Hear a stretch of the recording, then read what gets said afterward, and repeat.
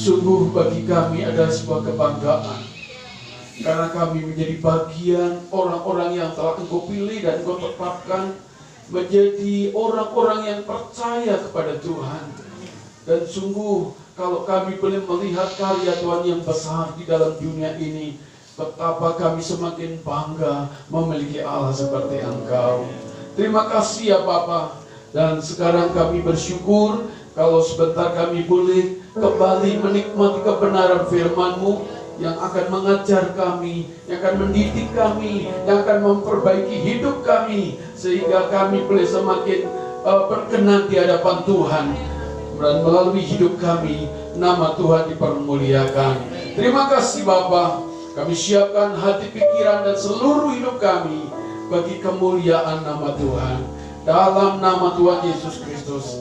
Haleluya, bersama kita katakan amin. Beri tepuk tangan paling meriah buat Allah kita. Haleluya. Ya, baik, silakan dulu Bapak Ibu Saudara sekalian.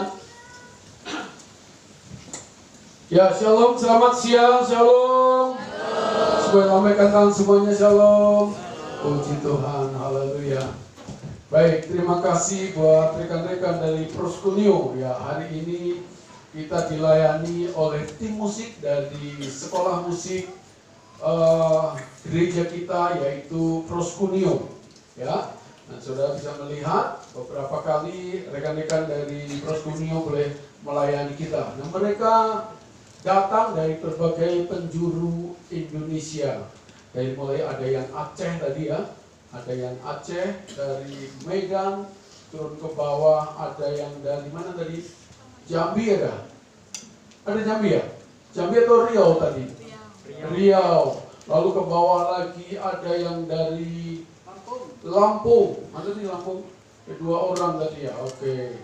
Lampung. Lalu kemudian terus turun ke bawah ke Pulau Jawa, ada yang dari mana tadi? Bekasi, Magelang, mana Tegal, oh iya ada Tegal, nggak mau kalah yang dari kita ya. Terus kemudian dari Kalimantan juga ada, dari Kalimantan Tengah, dari Kalimantan Timur, dari Tenggarong tadi ya, ada dari Tenggarong. Nah, ini tetangga saya kalau dari Tenggarong, ya. Oke, lalu kemudian ke timur dari Ambon, ada ya? Halmahera. Ya, dari Halmahera rombongan dari ada 50 orang tadi ya. 50 orang ya.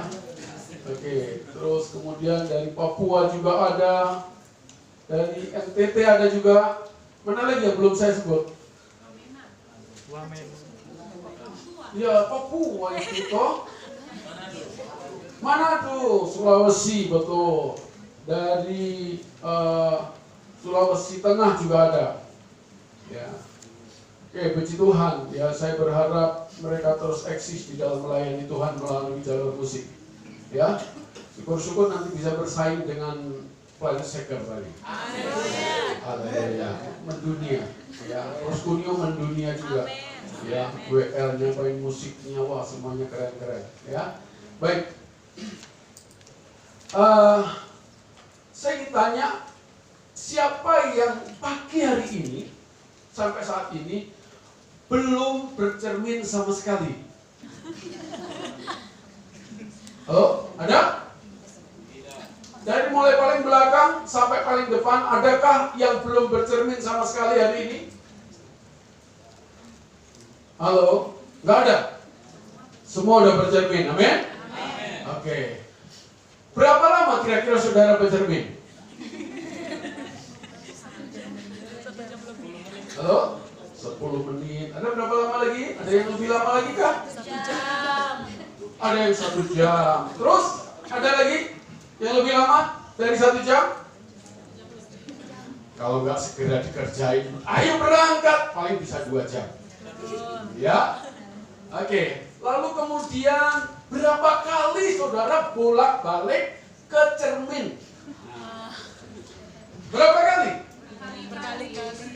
Berkali-kali, gitu ya. Jadi rupanya kita tidak bisa meninggalkan yang namanya cermin. Yang dari Papua tadi, siapa tadi namanya? Dari Wamena? Manasye. Apakah di Wamena juga ada cermin? Ada juga kan? Oh, ada juga. Ya, itu di kota ya, di kota Wamena ya. Manasye.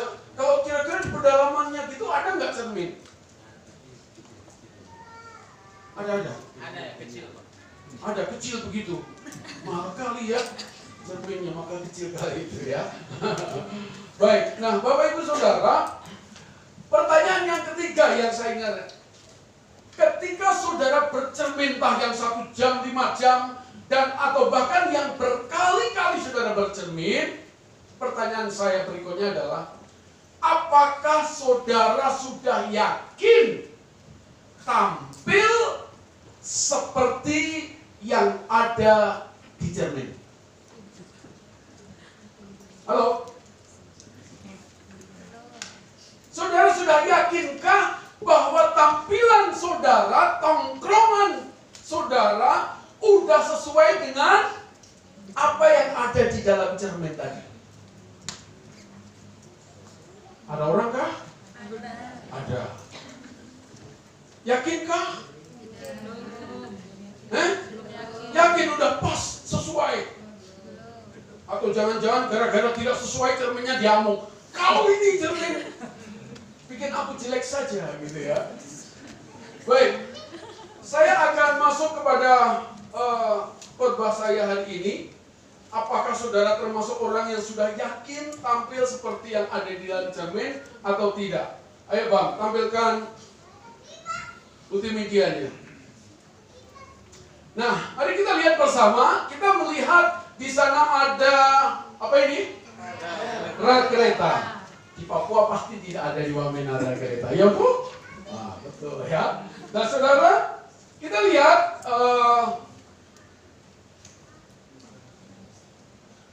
sabar Bang. Ini saya mau jelasin dulu. Nah, saudara, kita ada rel kereta, saudara, berarti ada 2 rel kereta.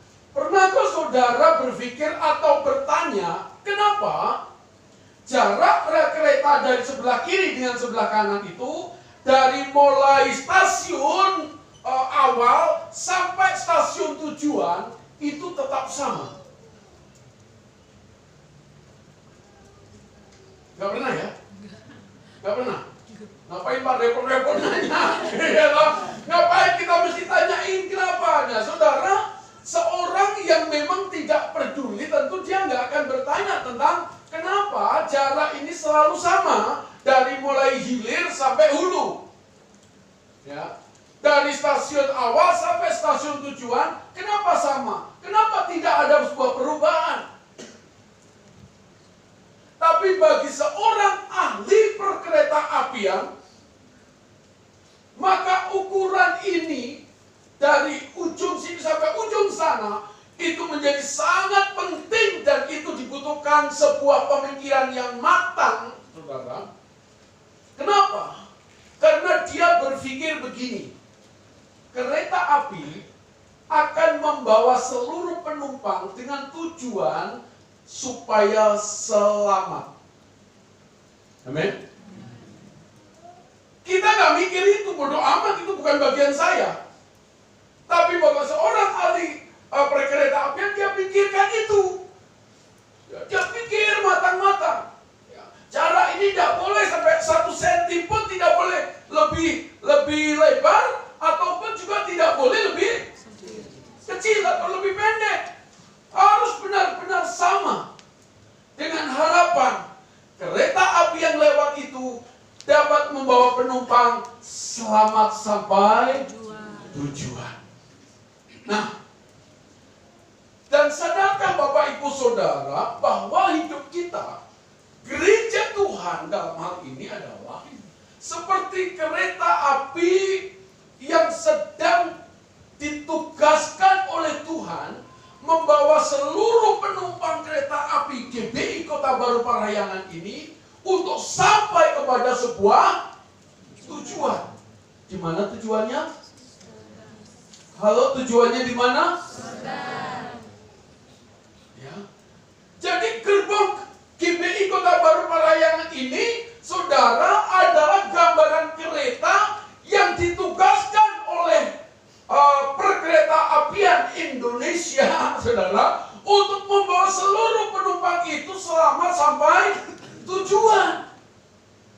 Itulah sebabnya para ahli perkereta apian dengan teliti terus dia perhatikan ini. Perubahan jarak kereta satu dengan yang lainnya ini tidak boleh terjadi. Harus terus sama, harus terus sama, harus terus sama. Dan itu pula lah mengapa Tuhan membentuk gereja. Tuhan mau supaya seluruh orang yang percaya kepada Tuhan, yang sudah masuk di dalam gerbong kereta apinya Tuhan, itu selamat sampai tujuan. Nah, oleh karena Tuhan mau supaya selamat sampai tujuan, Tuhan buat sedemikian rupa yang namanya rel kereta api sebelah kiri dan sebelah kanan itu harus sejajar. Harus bukan hanya sejajar, karena ini juga masih bisa sejajar, tapi harus selaras. Harus selaras. Artinya tidak boleh lebih kecil ukurannya, tidak boleh lebih lebar. Harus selaras. Selaras dan selaras. Maka Tuhan berikan sebuah tema buat pagi hari ini, yaitu hidup bersama-sama, hidup selaras dengan Injil Kristus. Bersama-sama kita katakan 3, 2, 1. Selaras dengan Injil Kristus. Sekali lagi, hidup selaras dengan Injil Kristus. Nah, seberapa pentingkah orang Kristen hidup selaras dengan Injil Kristus?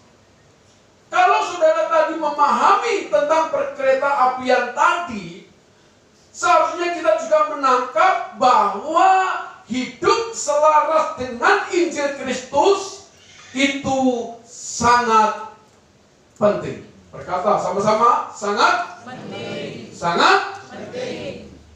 Hari-hari ini kita dihebohkan di media sosial tentang beberapa orang yang biasa bikin podcast atau orang-orang yang ya mungkin agak orang-orang agak dikenal begitu ya, yang mereka semakin viral karena mereka meninggalkan Tuhan Yesus alias menjadi seorang mualaf. Ya. Terlepas dari segala motivasi mereka semuanya, ini memberikan penggambaran bahwa di tengah jalan ternyata juga ada orang-orang yang percaya kepada Tuhan itu tidak sampai kepada keselamatan yang diharapkan. Camkan ini, ya. Di tengah jalan iman kita bisa meninggalkan Kristus sebagai pribadi yang membawa kita menuju kepada keselamatan itu. Itulah sebabnya hidup orang Kristen itu sangat penting untuk selaras dengan Injil Kristus. Sebab dengan hidup selaras dengan Injil Kristus, artinya kita akan selesai selamat sampai tujuan. Amin. Ya, kita baca bersama firman Tuhan ini. 3, 2, 1. Yesus pun berkeliling di seluruh Galilea. Ia mengajar dalam rumah-rumah ibadat dan memberitakan Injil Kerajaan Allah, serta melenyapkan segala penyakit dan kelemahan di antara bangsa itu. Nah, saya akan berikan penjelasan di garis di warna merah itu dikatakan Yesus memberitakan Injil Kerajaan Allah. Untuk apa Yesus harus memberitakan Injil Kerajaan Allah? Ya. Ia pergi ke Galilea, bahkan pergi kota-kota lain untuk memberitakan Injil Kerajaan Allah. Nah, Injil Kerajaan Allah diberitakan dengan maksud supaya semua orang mendengar dan percaya, kemudian semua orang hidup selaras dengan Injil Kristus itu. Penulis Injil Matius menekankan mengenai nilai-nilai kehidupan orang percaya yang diajarkan Tuhan Yesus. Kemarin pembacaan Alkitab kita di Menara Doa sampai di kitab Markus. Markus itu kitab yang berbicara tentang pelayanan, tentang servis, bagaimana menjadi seorang pelayan Tuhan itu.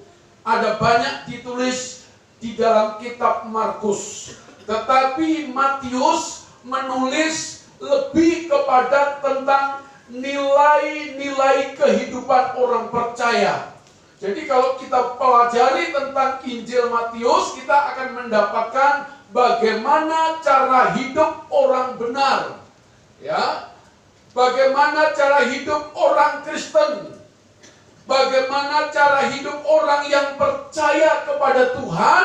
Nah, kita akan mendapatkan nilai-nilai kehidupannya itu ada di dalam Injil Matius. Artinya bahwa setiap orang yang percaya kepada Tuhan sebagai orang yang sudah diselamatkan oleh Tuhan, maka kita dibekali dengan nilai-nilai kehidupan yang semestinya nilai kehidupan itu menjadi sebuah karakter yang kita miliki di dalam hidup ini.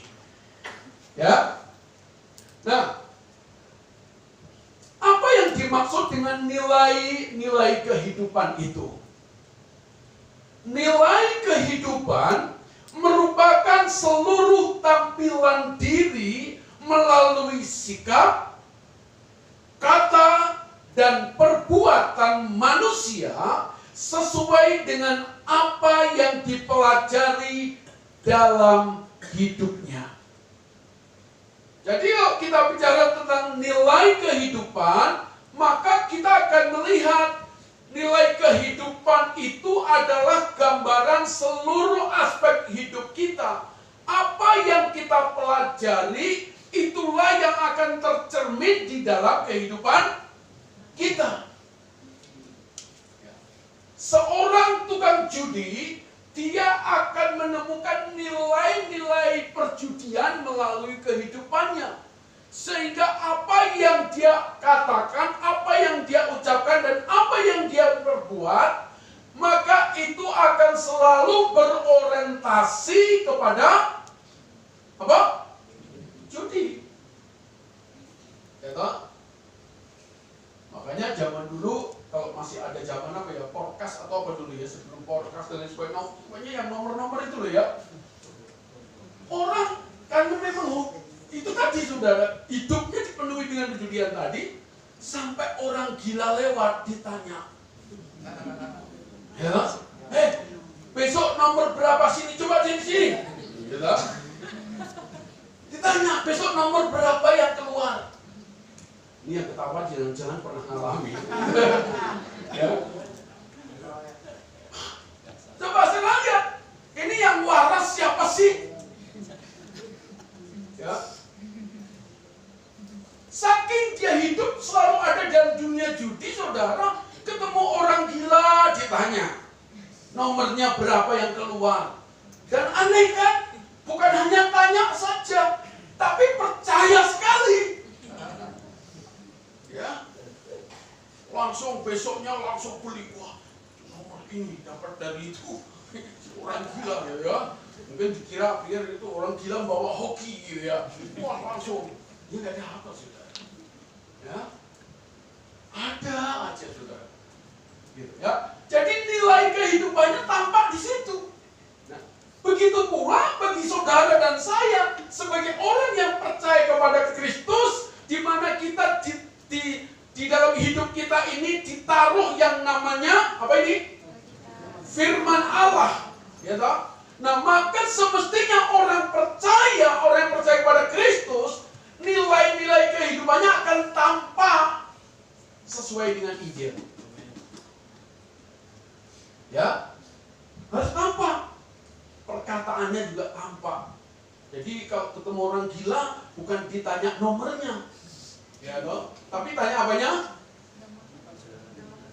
Hah? Tanya, kamu gila karena apa? Kalau orang gila balik tanya, aku bukan orang gila, kau yang gila. Kenapa kau bilang aku gila? Iya, kenapa kamu tahu aku gila, kamu tanya. Jadi akhirnya dua-duanya gila. Ya. Jadi kita harus perhatikan, nilai kehidupan kita ditentukan di dalam firman Allah ini. Perkataan kita, sikap hidup kita, itu ditentukan, saudara. Jadi akan kelihatan. Dan saya melihat, saya kasih tahu saudara, orang-orang yang murtad baru-baru ini, saudara, mereka orang-orang yang memang dari awal itu tidak pernah mencerminkan nilai kehidupan firman Allah. Ya. Nggak ada sama sekali. Ya. Hidupnya liar. Ya. KTP-nya aja sih Kristen. Ya. Tapi hidupnya liar, tidak tercermin firman Allah. Nilai-nilai firman Allah tidak ada di dalam kehidupannya. Maka nggak heran kalau yang begituan langsung kabur ngajil, ya, seperti yang di VOP tadi. Ya, kalau hanya sebagai agama, ya, dia akan masuk dalam penghukuman. Ya, oke, next.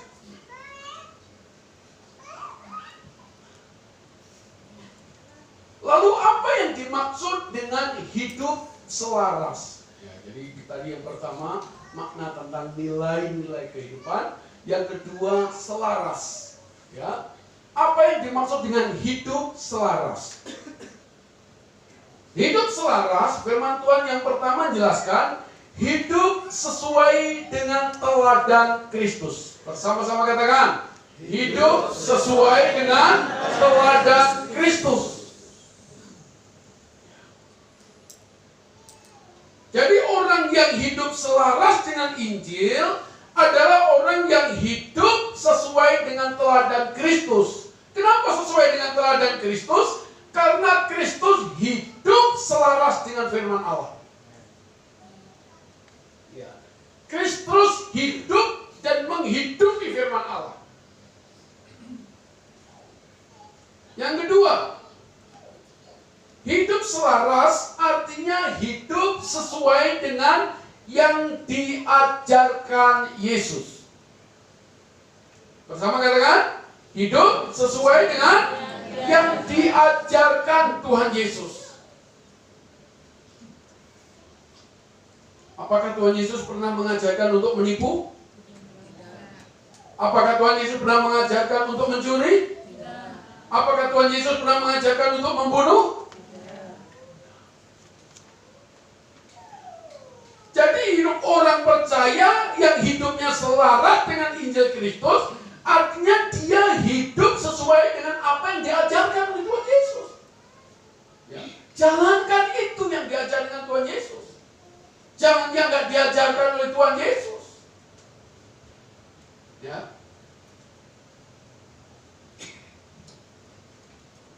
Saya ingat dalam satu podcast apa ya waktu itu lupa saya. Jadi di sana ada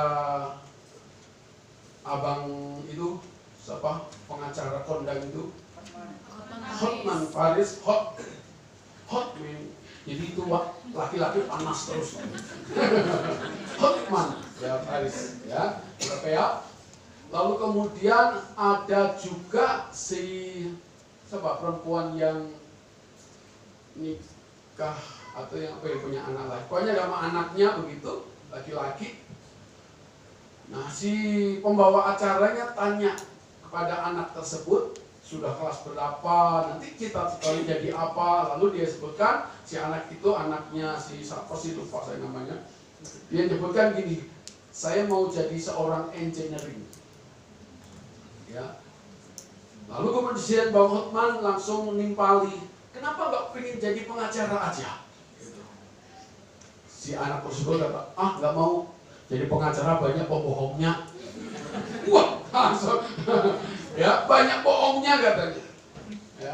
Ya ini kan perkataan anak yang polos juga.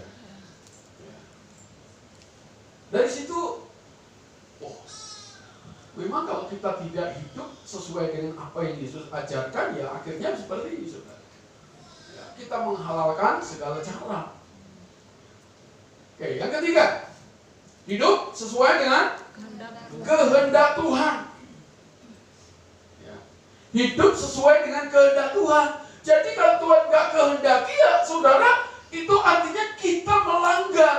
Artinya kita tidak mengikuti apa yang Tuhan kehendaki. Ini saya mau tanya dulu sama anak-anak dari Proskunio ini. Siapa yang suruh kalian masuk Proskunio? Hah? Ayo, siapa yang suruh kalian masuk Proskunio? Orang tua. Alasannya apa? Orang tua kau suruh masuk Proskunio?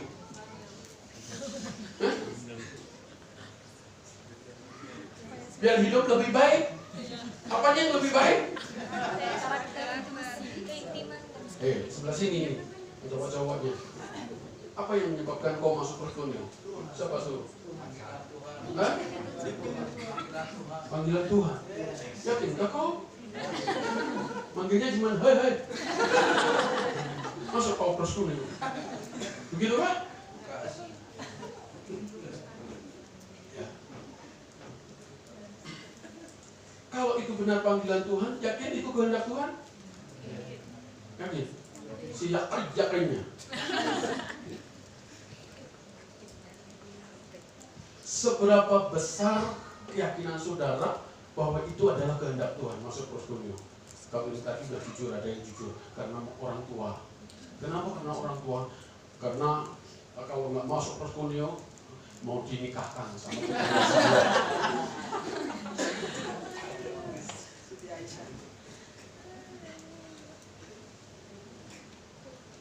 Masuk Proskunio itu baik. Tetapi apakah itu kehendak Tuhan? Belum tentu. Masuk sekolah Alkitab itu baik, tapi apakah itu kehendak Tuhan? Belum tentu. Belum tentu, saudara. Berapa banyak orang-orang sekolah teologi yang hidupnya akhirnya gagal dan kembali kepada dunia sekuler.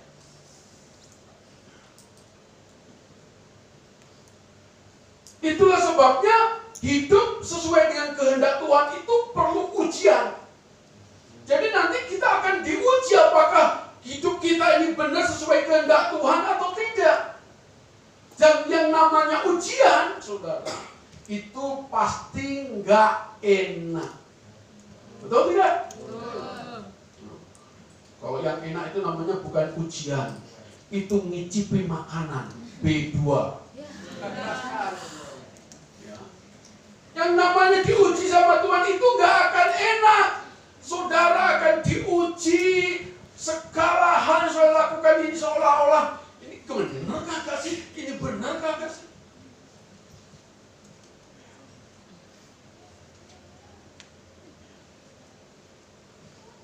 Hidup selaras artinya kita harus sesuai dengan kehendak Tuhan.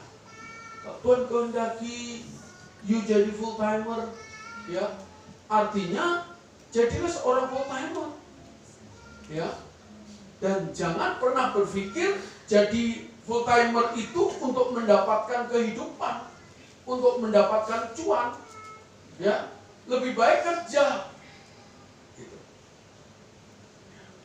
Lebih baik kerja. Saya jadi full timer berdoa habis-habisan sama Tuhan. Kenapa? Saya nggak mau. Kalau saya, tapi Pak sekarang Pak Santo full timer, ya apa boleh buat. Tuhan kehendaki begitu. Jadi saya udah diuji, saya udah ngelewatin ujian yang panjang banget. Ya, hampir separuh hidup saya ini sudah saya lewati melalui ujian yang berat sama Tuhan. Dan alhamdulillah, saya masih konsisten sampai hari ini. Tepuk tangannya jangan ragu-ragu, boleh. Lebih meriah lagi, haleluya. Ya. Jadi nggak gampang. Maka kalau orang yang mau ngelamar, Pak, saya mau jadi full timer. Kamu jadi full timer mau kerja atau panggilan Tuhan?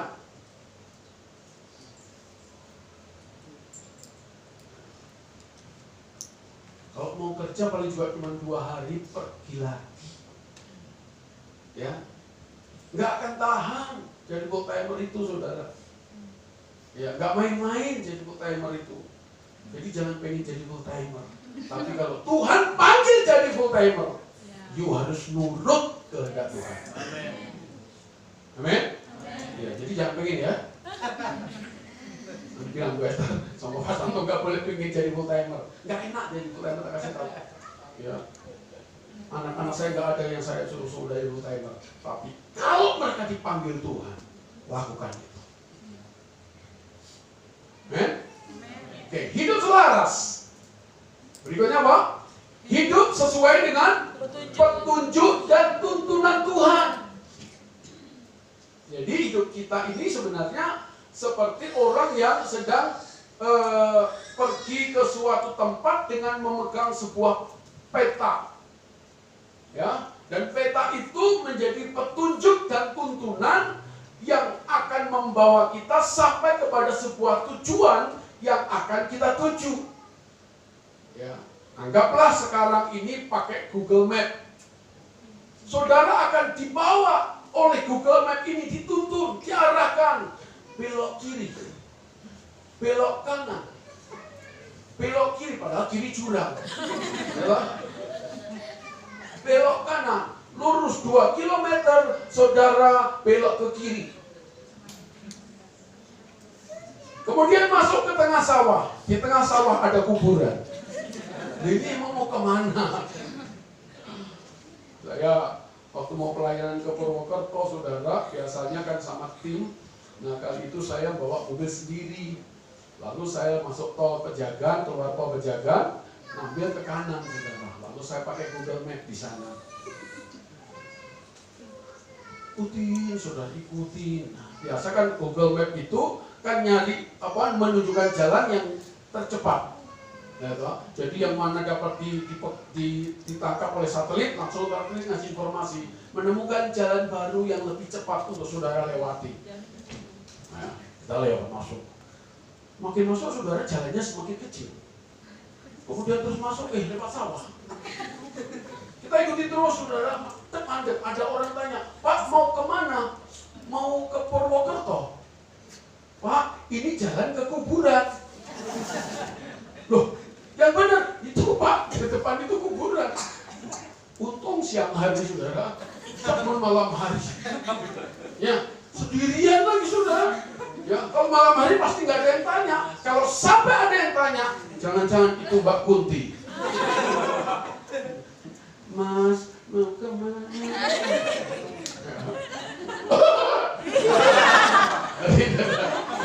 Ya, bahaya seperti itu terjadi ya.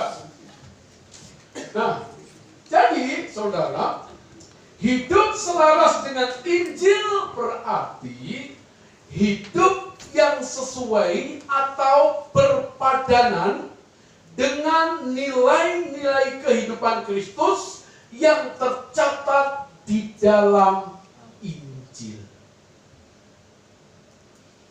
Sampai di sini sudah paham?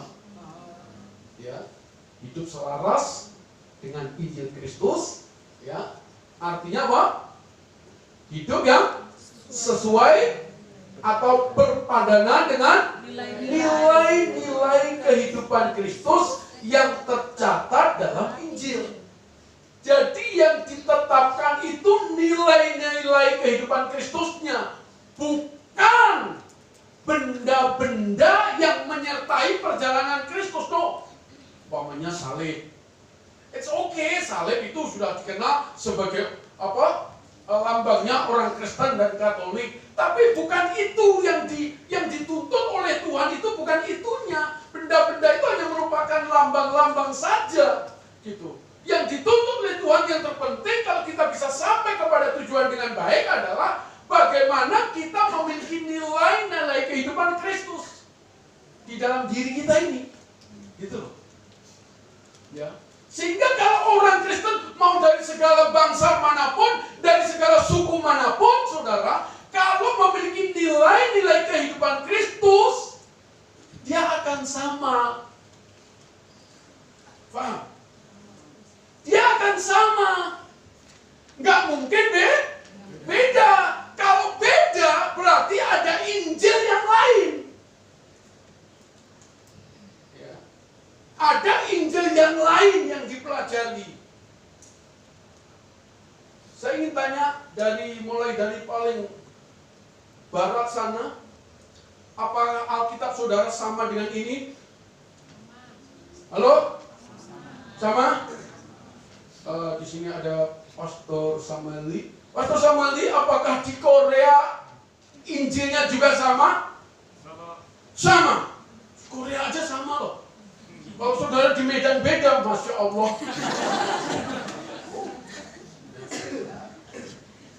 Sama. Sehingga karena sama, saudara, maka nilainya sama, cara hidup kita menjadi sama. Maka saya kalau ketemu sama Pastor Samueli, kita ngobrol, ketemu nyambung, saudara. Nilainya sama. Gitu, ya. Ngobrol sama Pastor Aaron, saudara dari Amerika, nanti suatu saat khotbah di sini. Ya, nanti kalau anak Pastor mau datang aja. Oh, apa tapi, ya. Nah, saya ngobrol, nyambung, saudara. Ya, nyambung. Esok mau ketemu juga Habib, nyambung. Nyambung, saudara. Kenapa? Nilainya beda. Ya, nilai-nilai kehidupannya berbeda, saudara. Tapi kalau kita dengan orang yang kitabnya sama, nilai-nilai kehidupannya sama, mau dari ujung bumi juga nyambung. Amin? Nah, itu maksudnya. Udah ya, selesai, amin. Belum selesai ya. Nah, kita lihat. Nah, itulah sebabnya, ya, Tuhan Yesus gigih memberitakan Injil ke rumah ibadat, desa-desa, kota-kota. Dengan maksud supaya apa? Yang pertama, orang memahami Injil. Yang kedua, orang menjadikan Injil sebagai standar hidupnya. Ya toh? Saudara boleh orang Aceh, tapi standar hidupnya sama dengan kita, sama orang Jawa. Sami mau. Betul? Saudara boleh dari Wamena, tapi kan standar Injilmu sama, kita hidup juga sama nilainya. Cuman beda rambut saja.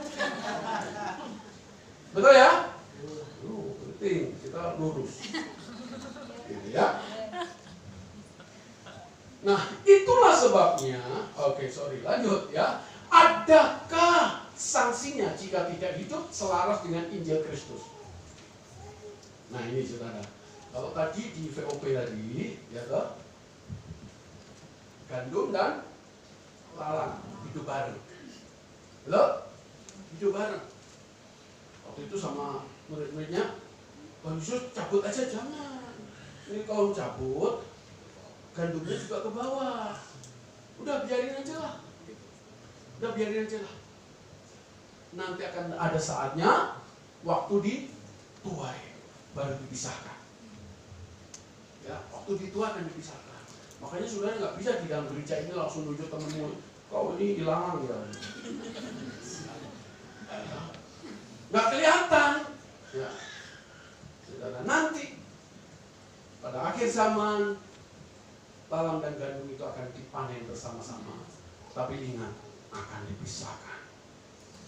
Gandum ke ke tempat yang indah, lalang akan dibakar dalam perapian.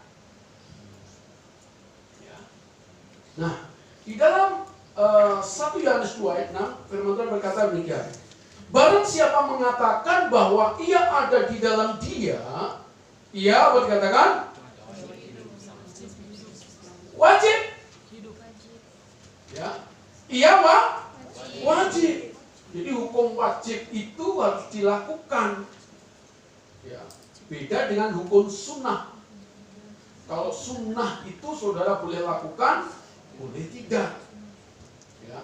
Tapi kalau hukum wajib itu harus dilakukan. Yang nggak melakukan pasti kena sanksi. Gitu. Ya, pasti kena sanksi. Ya. Di dalam ayat yang lain, firman Tuhan katakan begini. Hanya hendaklah hidupmu apa? Berpadanan. Ya. Dengan apa? Injil Kristus, supaya apabila aku datang, Paulus katakan, aku melihat. Dan apabila aku tidak datang, aku mendengar. Bahwa apa? Kamu teguh berdiri dalam satu roh dan sehati sejiwa berjuang untuk iman yang timbul dari berita Injil. Jadi nanti kalau aku datang ke Tegal, ya aku melihat kau orang Tegal hidupmu sepadan dengan Injil. Tapi kalau aku nggak datang, aku dengar dari pendeta kau bahwa kau hidup sepadan dengan Injil. Ya? Dari mana aja nanti? Medan, Pak. Di Medan. Ini aku ada rencana mau pelayanan ke Medan. Masuk sama gembala yang dari Tegal. Ini baru nanti ketemuan kita share. Sekitar 2 mingguan lah di sana ya. Nah, kalaulah aku aku datang ketemu kalian di Medan, aku melihat kalian hidup sesuai dengan Injil. Amen. Tapi kalaulah aku tak datang, setidak-tidaknya aku dengar orang-orang Medan hidupnya selaras dengan Injil Kristus. Tepuk tangan dulu. Haleluya. Begitu saudara ya. Oke, next. Nah, lanjut. Ini sudah berkali mendekati habis ini. Ya, sudah seneng ya? Nah, yang udah terlalu panas mantapnya. Nah, next. Orang yang hidupnya tidak selaras dengan Injil Kristus sama dengan orang yang bercermin tapi tidak menggunakan cermin itu sebagai panduan penampilannya, sehingga cermin itu tidak ada manfaatnya. Nah, tadi dari awal saya sudah tanya, sudah berapa kali bercermin dan sudah berapa yakinkah saudara sudah sesuai dengan gambar yang ada di dalam cermin itu? Ya, ternyata saudara tidak begitu yakin bahwa tampilan saudara sudah sesuai dengan apa yang ada di dalam cermin. Ya. Jadi artinya gini, kalau saudara punya cermin, saudara bercermin bahkan berjam-jam, berkali-kali, tapi saudara tampil tidak sesuai dengan apa yang ada di dalam cermin, itu artinya sebenarnya cermin itu nggak ada manfaatnya buat saudara. Paham? Ya, cermin itu nggak ada manfaatnya buat saudara. Gitu. Begitu pula dengan Injil. Ya.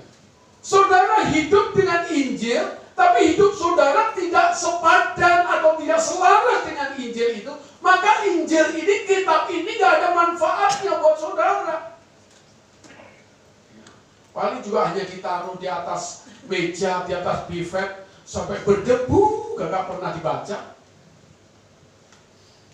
Ya, diajak mari kita buka Injil Yohanes. Yohanes lagi main bola. Gimana sih? kita buka kitab Yehezkiel.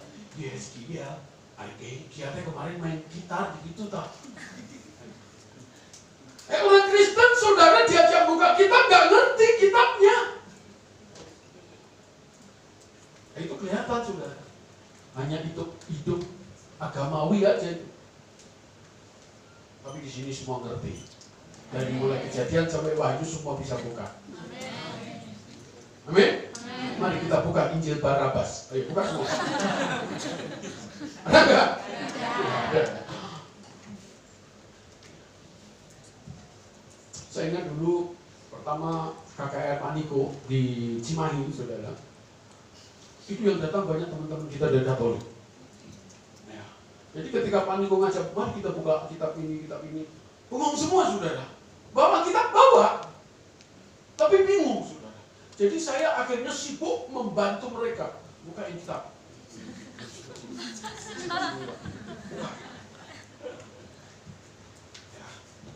Nah, kalau seperti ini gimana kita mau hidup dengan nilai-nilai Injil Kristus? Ya, mungkin saudara udah ribuan kali dengerin khotbah. Tapi pertanyaan saya begini, apa makna khotbah itu buat saudara jika khotbah itu tidak membuat engkau hidup selaras dengan Injil Kristus? Gak ada gunanya, gak ada manfaatnya, saudara. Ya. Yang terakhir, serius ini terakhir. Ya, segala tulisan yang diilhamkan Allah memang bermanfaat.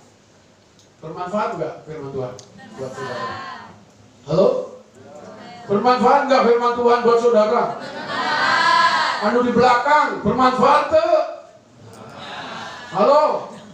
Yang paling belakang sekali. Nah, bermanfaat enggak firman Tuhan buat saudara? Yakin? Haleluya. Beri tepuk tangan dulu deh buat Yesus. Ya? Oke. Jadi inilah sangat bermanfaat sekali buat kita. Karena ini cermin hidup kita, ini pedoman hidup kita, ini standar hidup kita. Segala tulisan yang diilhamkan Allah memang bermanfaat. Manfaatnya untuk apa? Bungkus kacang goreng. Sobek biji, bungkus tinggal, ambil kacang goreng.